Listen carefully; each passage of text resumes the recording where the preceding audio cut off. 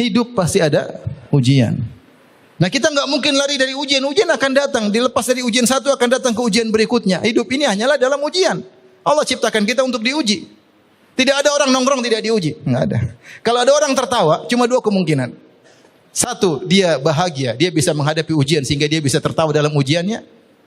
Yang kedua, dia baru lepas dari ujian tertawa karena akan masuk ke ujian berikutnya. Tidak ada orang tidak diuji. Ini hidup ini memang untuk diuji. Dari satu ujian ke ujian berikutnya. Kau dikasih istirahat sebentar, kemudian dikasih ujian apa? Berikutnya. Karenanya, kunci untuk bahagia, alladzina amanu wa kanu yattaqun. Beriman dan bertakwa. Iman jelas, pelajari rukun iman dengan baik. Takwa meninggalkan maksiat. Siapa meninggalkan maksiat, semakin dia kuat meninggalkan maksiat, dia semakin bahagia. Otomatis kebahagiaan itu akan menyertainya, otomatis. Siapa yang berusaha mengikuti petunjuk Allah, dia pasti bahagia. Allah berfirman, "Faman tabi'a hudaya fala khaufun 'alaihim wa lahum yahzanun." Siapa yang mengikuti petunjukku dalam surat Al-Baqarah, setelah Allah mengatakan kepada Nabi Adam dan Hawa turun ke bumi, Allah mengatakan, "Faman tabi'a hudaya." Siapa yang mengikuti petunjukku, fala khaufun 'alaihim wa lahum yahzanun, maka tidak ada kekhawatiran atas mereka dan mereka tidak akan bersedih. Ini janji Allah. Dalam ayat yang lain kata Allah Subhanahu wa taala, "Famanittaba hudaya" dalam surat Thaha, "Famanittaba hudaya fala yadhillu wa la yashqa." Siapa yang mengikuti petunjukku, dia tidak akan tersesat dan tidak akan sengsara. Kalau tidak tersesat berarti selalu dapat apa? Hidayah. Kalau tidak sengsara berarti apa? Berarti bahagia. Berarti bahagia. Caranya gimana? Iman dan takwa. Makanya saya bilang kalau kita di rumah tangga, bagaimana cara bahagia? Bahagia mudah, bertakwa. Sama istri kerja sama untuk bertakwa kepada Allah Subhanahu wa taala. Salat malam bareng, baca Quran bareng, saling bahu-membahu untuk bersedekah kepada orang lain, saling menjalankan kewajiban, saling mengetahui hak dan kewajiban. Bahagia. Sejauh mana kita taat kepada Allah, semakin bahagia rumah tangga kita. Semakin jauh dari ketaatan kepada Allah, semakin sengsara. Ini kaidah jelas, semua orang tahu. Tinggal kita mau laksanakan atau tidak. Saya sering sampaikan, bahagia mudah. Ente bangun malam, ente sholat, ente nangis, ente bahagia. Coba bangun malam jam 3, sholat, menangis, ya Allah, bagaimana nasibku di akhir hayatku, ya Allah. Anugerahkanlah husnul khatimah. Ya Allah, bagaimana aku di alam barzah, nangis. Ya Allah, saya ini siapa? Amal saya tidak ada, ya Allah. Tolonglah hambamu, nangis. Ya Allah, bagaimana kalau saya dibangkitkan? Dosaku masih banyak. Nangis. Dalam tangisan tersebut Allah beri apa? Kebahagiaan. Sementara orang di luar sana ketawa ketiwi, tahu-tahu narkoba. Enggak bahagia.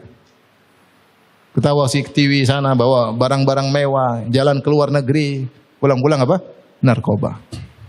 Berarti tidak ada kebahagiaan. Sampai saya diceritain ada seorang cerita. Ustaz, saya tahu ada seorang. Dia YouTuber tampil menunjukkan kebahagiaan apa? Rumah tangganya. Ternyata tidak bahagia. Cuma ingin kelihatan bahagia di hadapan publik. Dia sendiri tidak bahagia. Dan saya kenal satu orang juga, saya kenal langsung. Masalah dia sama istrinya. Tampil di luar, Masya Allah bergandengan. Padahal sudah bertahun-tahun tidak berhubungan intim. Di luar, hanya semu di luar. Duit banyak tapi tidak ada kebahagiaan. Karenanya alhamdulillah Islam ini adalah agama yang adil. Mau bahagia semua orang bisa bahagia. Syaratnya cuma iman dan takwa. Iman dan takwa. Kita kembali. Ya, kata Allah, alladzina amanu wa kanu yattaqun. Orang yang beriman yang bertakwa. Takwa adalah meninggalkan kemaksiatan. Dosa kecil maupun dosa besar. Inilah sumber kebahagiaan. Ya. Kata Allah, kata seorang penyair, khallidz dzunuba saghiraha wa kabiraha dzaka tuqa. Tinggalkanlah dosa-dosa kecil maupun besar, itulah ketakwaan. Wasna kamashin fawqa ardi syauqi yahdharu ma yara. Jadilah engkau seperti orang berjalan di atas jalan yang penuh duri. Duri kecil, duri besar, dia waspada. Jangan sampai dia injak duri kecil atau duri besar. La tahqiranna saghiratan, jangan sepelekan dosa kecil. Innal jibala minal hasa, sungguhnya gunung merupakan kumpulan dari kerikil atau batu-batu atau pasir-pasir kecil. Anda ingin bahagia, tinggalkan maksiat. Itu sederhana. Jangan umbar pandangan. Lihat ada cewek cantik, tundukkan pandangan. Jangan malah melotot ya. Lagi sekarang musim politik. Nonton berita-berita. Pembawa acaranya akhwat apa mbah-mbah? Ikhwan. Pembawa acara berita-berita politik, akhwat atau mbah-mbah? Akhwat. Lebih cantik akhwat itu atau istri antum? Terus antum melihat dengan melotot, gimana mau bahagia? Allah cabut kebahagiaan tersebut sedikit demi sedikit. Tapi kalau antum tundukkan pandangan, Allah kasih kebahagiaan. Kullil mu'minina yaghuddu min absarihim wa yahfadhu furujahum dzalika azka lahum innallaha khabirum bima yasnaun. Katakanlah kepada orang-orang yang beriman agar lelaki beriman agar tundukkan pandangan mereka dan menjaga kemuliaan mereka. Dzalika azka lahum, itu lebih suci bagi mereka. Hati mereka lebih suci, ibadah mereka lebih khusyuk. Makanya Ibnu Qayyim menyebutkan setelah itu Allah sebutkan ayat tentang Allahu nurus samawati wal ard. Mathalu nurihi kamishkatin fiha misbah dan seterusnya. Allah adalah cahaya langit dan bumi. Kata beliau, siapa tundungan pandangan, Allah beri cahaya keimanan dalam hatinya. Kalau ada cahaya keimanan, bahagia atau tidak? Maka kita sambut kebahagiaan sedikit demi sedikit. Ya akhi, ente nonton berita 1 jam, ente coba tutup HP terus cek hati ente, pasti sudah berubah. Pasti sudah berubah. Ada kebahagiaan yang mulai hilang. Baca Quran mulai malas. Kenapa? Karena ente habiskan waktu 1 jam melihat maksiat. Melihat aurat terbuka, melihat cewek-cewek cantik. Melihat ghibah dan namimah dan seterusnya. Ada waktunya bicara politik ada, tapi jangan berlebihan. Jangan berlebihan. Ya. Jadi kotor hati dikit-dikit, jangan banyak-banyak. Istighfar biar hilang. Jadi lama-lama tiap hari 2 jam. Ya akhi, pasti berpengaruh dalam kebahagiaan Anda pasti. Nanti coba lihat cewek 2 jam, lihat istri langsung istrinya jadi jelek. Padahal aslinya cantik. Apalagi kalau pas lampu mati. Baik. Jadi maksud saya, syarat bahagia alladzina amanu wa kanu yattaqun. Orang-orang yang beriman dan bertakwa. Ini satu-satunya syarat untuk bahagia. Selain daripada ini tidak akan ada kebahagiaan. Kata Allah, "Wa man a'rada an dzikri fa inna lahu ma'isyatan dhanka." Siapa yang berpaling dari peringatanku, fa inna lahu ma'isyatan dhanka, maka bagi dia kehidupan yang menyesakkan, kehidupan sengsara. Mau hartanya banyak, mau tenar, mau terkenal, mau dipuji-puji orang, mau dihormati orang sedunia, dia tidak akan bahagia. Fa inna lahu ma'isyatan dhanka, bagi dia kehidupan yang menyesakkan. Zahirnya saja kelihatannya nyaman, hatinya sesak. Hatinya sesak. Benar, betapa banyak orang kalau kita lihat dia, kita pingin seperti dia. Pingin seperti dia, Masya Allah. Mobilnya banyak, rumahnya besar, terkenal kemana-mana dikawal. Kita pingin seperti dia. Saya punya kawan 2, ini kisah nyata. Yang satu seperti itu, yang satu biasa-biasa. Yang terkenal tadi, yang kemana-mana dikawal, kemudian keluar negeri kesana kemari, uangnya mungkin triliunan. Dia bilang sama teman saya yang uangnya sedikit, kamu jangan seperti saya. Dia bilang, demi Allah dia bilang gitu. Kamu jangan seperti saya susah.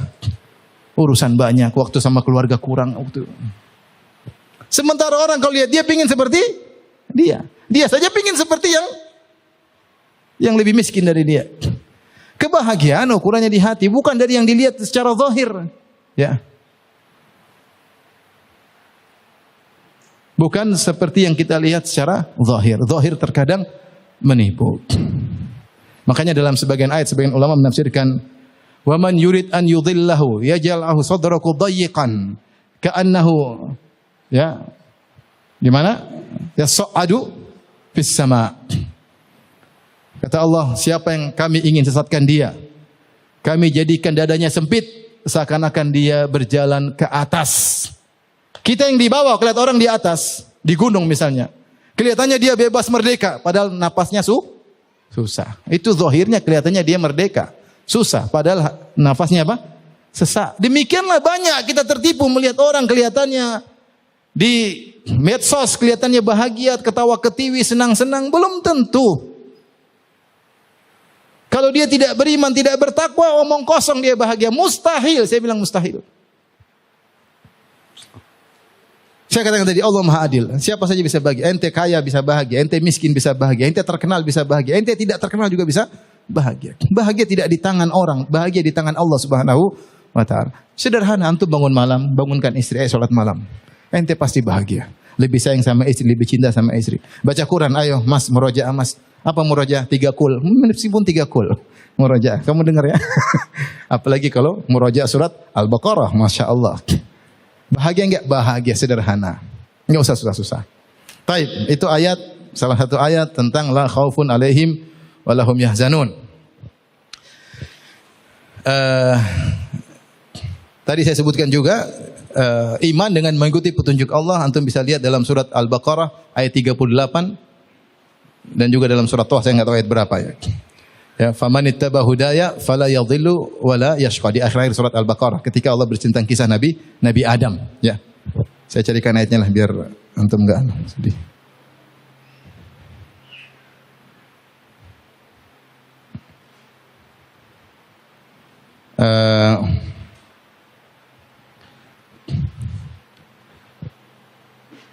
Dalam surat Al-Baqarah ayat 123, ya, Allah berfirman, qala bita minha jami'an, turunlah kalian ke bumi, ya, engkau dan Adam atau engkau dan iblis, Adam dan Hawa turun, atau engkau dan Adam dan iblis turunlah ke bumi seluruhnya. Ba'dhukum li ba'dhin adu, sebagian kalian menjadi musuh bagi kalian, maksudnya Adam dan iblis. Kemudian Allah berkata, fa imma ya'tiyannakum minni huda, siapa yang didatangkan petunjuk dariku, famanittaba hudaya, maka siapa yang mengikuti petunjukku, fala yadhillu wala yashqa, maka dia tidak akan tersesat dan tidak akan sengsara. Ini terkait dengan kehidupan akhirat atau kehidupan di bumi? Kehidupan di bumi. Ya. Maka wala yashqa, tidak sengsara, itu maksudnya di bumi dengan syarat mengikuti petunjuk Allah Subhanahu wa taala. Satunya lagi, coba lihat surat Al-Baqarah ayat 38. Silakan buka. Surat Al-Baqarah ayat 38. Ini menguatkan penafsiran yang disebutkan tadi Tahir Ibn Ashur. Ya. Kata Allah Subhanahu wa taala, qala bitu minha jami'an, turunlah kalian seluruhnya dari langit ke bumi. Adam, iblis, Hawa semua turun. Kemudian Allah berfirman, fa imma ya'tiyannakum minni, ya.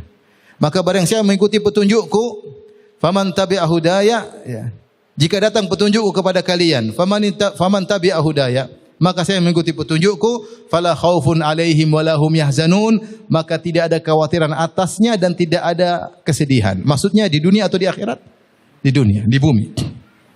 Ini dalil bahwasanya namanya kebahagiaan itu tidak ada khawatir, tidak ada kesedihan, bukan cuma di surga saja. Di bumi juga orang beriman akan merasakan ini. Kita tidak menafikan benar dia sedih, kita juga sering sedih. Orang-orang beriman juga sering sedih, para anbiya juga sedih. Ada khawatir, ada, tapi tidak bercokol, akan sirna dengan cepat.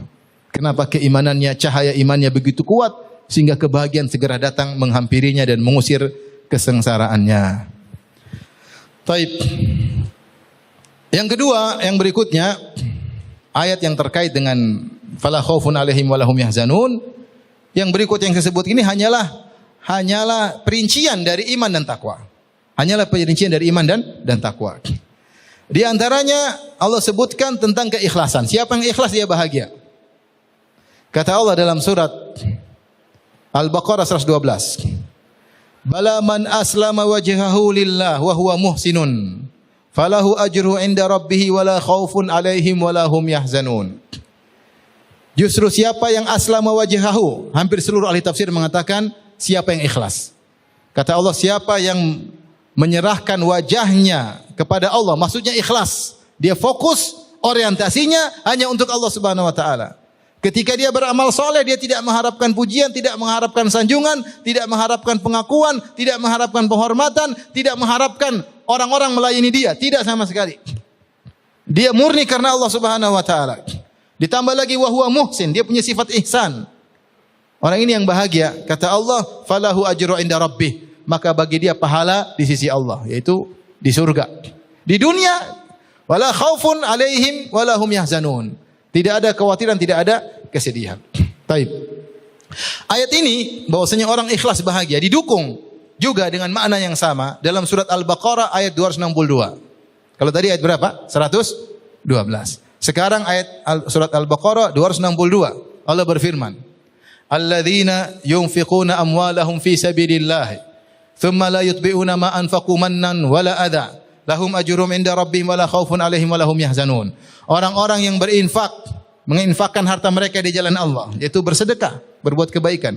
Tsumma la yutbi'una ma anfaqu mannan wala adza. Kemudian mereka tidak mengikutkan infak mereka dengan man dan adza. Man itu merasa punya utang budi sama orang. Saya sudah bantu dia. Itu namanya man, merasa punya utang jasa, punya jasa sama orang. Itu namanya man. Terkadang dia ungkapkan, terkadang dia merasa dalam dirinya. Ini kurang ikhlas. Kurang ikhlas. Berarti dia ketika berbuat baik dia berharap jasanya dibalas. Kurang ikhlas. Wala adzan, dan dia tidak mungkit-mungkit untuk menyakiti orang tersebut. Saya kan sudah pernah bantu kamu lupa ya waktu kamu lagi susah. Ya, kamu lupa lah. Yang belikan kamu ini siapa, yang kamu lupa ya. Itu namanya adzan. Siapa yang bersedekah, sedekahnya bersih dari ini, tidak merasa punya jasa kepada orang dan tidak ungkit-ungkit untuk menyakiti hati orang yang dia bantu tersebut, berarti dia ikhlas. Orang ini kata Allah, fala khaufun lahum ajrum inda rabbihim wala khaufun alaihim wala hum yahzanun. Mereka dapat pahala khusus di sisi Allah dan mereka tidak khawatir dan mereka tidak bersedih. Kenapa? Karena mereka ikhlas. Ini penting ikhwan, yang buat kita tidak bahagia karena kurang ikhlas. Tapi kalau kita ikhlas, semakin kita ikhlas kita semakin apa? Bahagia. Karena kita tidak butuh komentar dari orang lain. Dan kita tidak butuh balas budi dari orang lain. Apa kata Allah tentang para penghuni surga? Mereka berkata, innama nut'imukum liwajhillah. Sungguhnya kami ini memberi makanan kepada kalian karena mencari wajah Allah, karena ikhlas. La nuridu minkum jazaan wala syukura. Kami tidak butuh balasan dari kalian dan tidak butuh terima kasih dari kalian. Di antara ciri-ciri orang tidak ikhlas, dia menunggu. Perhatikan, menunggu dipuji, menunggu dibalas kebaikan, itu tidak ikhlas. Cek diri kita. Ketika kita berbuat baik kebaikan, kita butuh nunggu dipuji enggak? Berarti kita masih enggak beres. Ini merusak kebahagiaan kita. Kita masih nunggu enggak dibalas kebaikan kita oleh dia? Kalau kita masih nunggu berarti belum ikhlas. Intidharus thawab minan nas. Menanti-nanti ganjaran dari manusia. Jangankan mendapat, menanti saja itu berarti belum ikhlas. Maka ini yang menunggu merusak kebahagiaan. Orang semakin riya, semakin ingin diakui. Sebagian orang mungkin ingin tampil selalu perfect, top, agar dipuji, agar diakui, agar dihormati, agar dicium tangannya, agar selalunya. Ini orang tidak bahagia. Hidup dalam kesemuan, kebahagiaan itu di hati, bukan dari komentar manusia sama kita. Kebahagiaan itu cahaya yang Allah berikan dalam hati manusia. Meskipun tidak ada orang lihat kita bahagia sendiri. Tidak butuh pengakuan orang lain. Tidak butuh pujian sanjungan orang lain. Satu dunia mencemooh, memaki-maki, tapi kalau Allah kasih bahagia, tetap bahagia. Satu dunia muji-muji, tapi kalau Allah cabut kebahagiaan, tidak bakalan bahagia. Makanya saya sering bilang, kebahagiaan bukan di mulut netizen, bukan. Kebahagiaan kalian bukan di komentar netizen. Jangan bikin kegiatan-kegiatan yang kita ingin jadi pusat perhatian untuk dipuji atau disanjung. Biasa-biasa aja lah. Agar kita terbiasa untuk biasa-biasa, tidak menanti sanjungan mereka. Tapi kita kalau sudah mulai membranded diri sendiri, mulai bikin gaya, terlalu banyak gaya supaya diakui orang, dilihat orang, kita akan tersiksa sendiri. Kapan kita tidak tampil sebagaimana perfect yang biasanya, kita sendiri gak enak mau tampil, gak enak dilihat orang, kita susah sendiri. Karena kebahagiaan kita di tangan mereka, bukan dalam hati kita. Biasa-biasa aja. Jadi yang merusak kebahagiaan kita itu kalau tidak ikhlas. Jengkel atau tidak? Kita bantu orang, terus orang itu maki-maki kita. Jengkel atau tidak? Jengkel karena kita nunggu pujian dia. Itu dibantu malah maki-maki, kurang ajar. Tapi kalau kita ya sudahlah. Urusan saya dengan Tuhan, bukan dengan dia.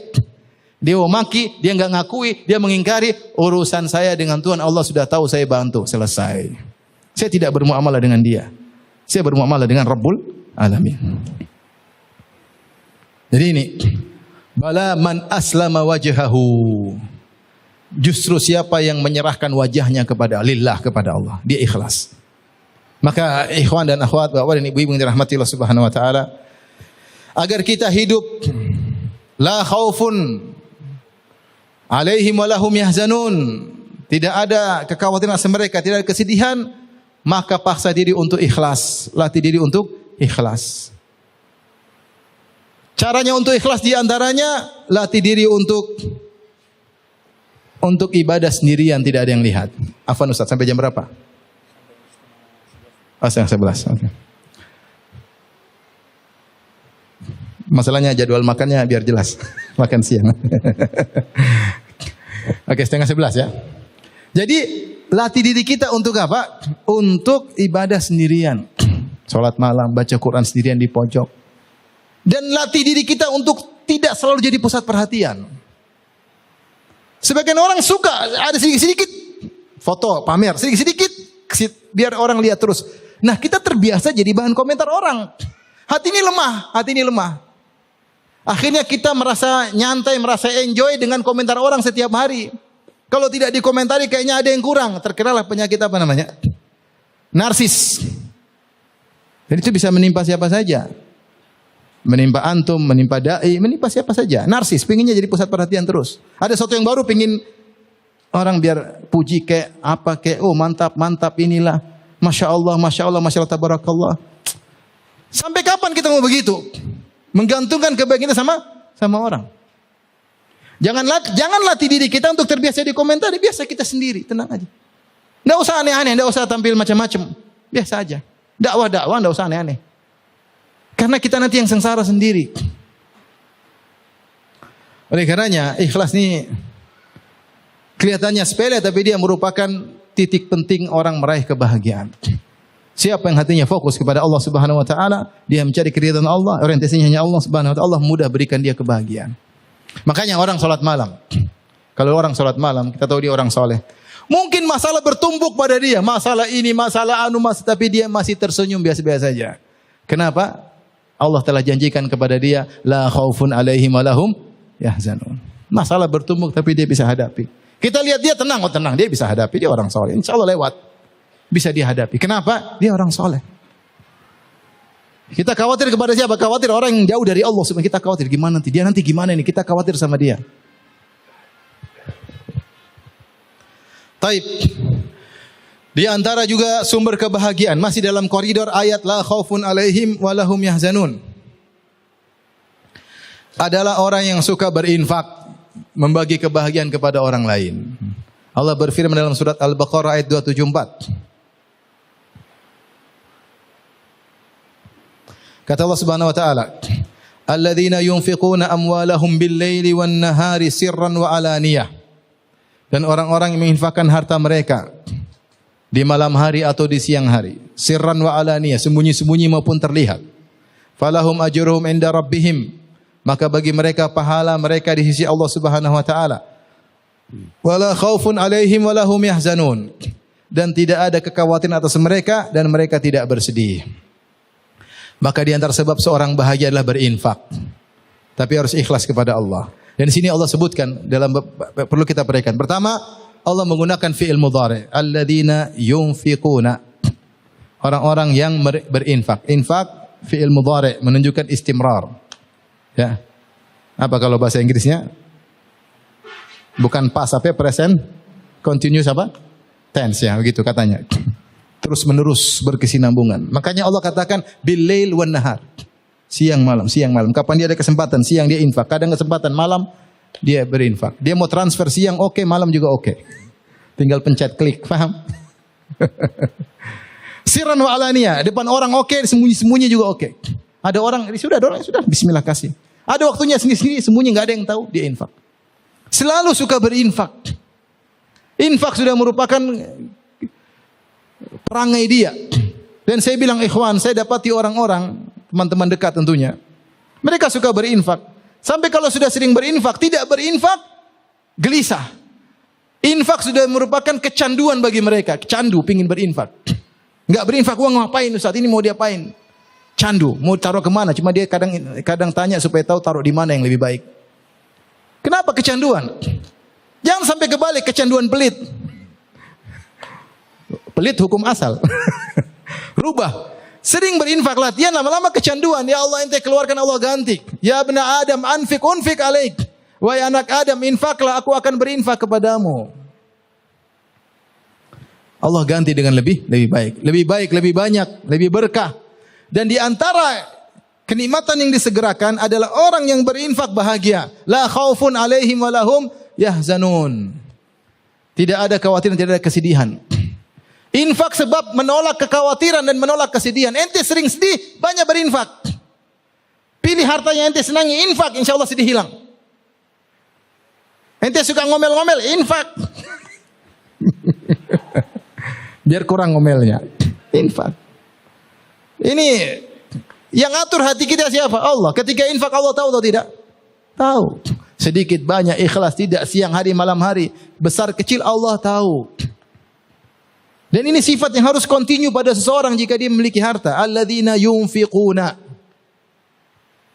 Yang orang-orang yang continue dalam berinfak siang dan malam, terang-terangan atau sembunyi-sembunyi menginfakkan harta mereka. Di antara sebab-sebab disebut oleh para ulama di antaranya kenapa orang berinfak bahagia? Di antaranya gampang, al jaza' min jinsil amal. Balasan sesuai dengan perbuatan. Ketika dia membagikan kebahagiaan kepada orang lain, Allah kasih dia juga apa? Bahagia. Dalam hadis banyak sekali. Ya. Man naffasa kurbatan. Siapa yang menghilangkan atau nafas itu bukan menghilangkan, meringankan. Bisa jadi hilang, bisa jadi cuma ringan, tetap ada tapi ringan. Nafas seperti membuat dia nafas. Tadinya sempit bisa bernapas dikit. Siapa yang mengurangi penderitaan saudaranya, maka Allah akan kurangi penderitaannya. Al-jazaa misil amal. Ya. Wallahu fi aunil abdi ma kana al-abdu fi auni akhihi. Allah senantiasa menolong seorang hamba selama seorang menolong saudaranya. Siapa yang berikan kebahagiaan kepada orang lain, Allah akan berikan kebahagiaan kepada dia. Ya, akhi, ada orang susah, nangis setengah mati, kita bantu. Ya Allah, sebelum dia bahagia kita bahagia lebih dahulu. Sebelum dia bahagia, kita lebih bahagia lebih dahulu. Kebahagiaan dia mungkin semu cuma sebentar, kebahagiaan kita abadi. Gara-gara kasih infak sama dia, Allah kasih kita bahagia di dunia dan berlanjut sampai di surga kalau kita ikhlas kepada Allah Subhanahu wa taala. Bahagia abadi. Oleh karenanya orang yang berinfak akan diberi kebahagiaan. Kemudian juga di antaranya saya bacakan ini perkataan Syekh Sa'di kalau tidak salah, ya. Beliau berkata, "Wa hadza bisyaratun lil munfiqin bi tibil 'aishi fid dunya." Dan ini adalah kabar gembira. Ya. Atau kalau enggak Thahir bin Asyur saya lupa, saya lupa tulis sumbernya. Ini adalah kabar gembira bagi orang berinfak dengan hidup yang baik di dunia, fala yakhafuna i'tida'a al-mu'tadin. Maka dia tidak perlu khawatir ada orang yang melakukan pelanggaran terhadap dia. Li'anna Allah aksabahu mahabbatan nas iyahum, karena Allah membuat orang-orang suka sama dia. Dia tidak cari pujian manusia, tapi kalau dia sering kasih orang senang sama dia atau tidak? Senang meskipun tidak dia cari, otomatis Allah buat orang-orang senang sama dia, sehingga dia tidak perlu khawatir.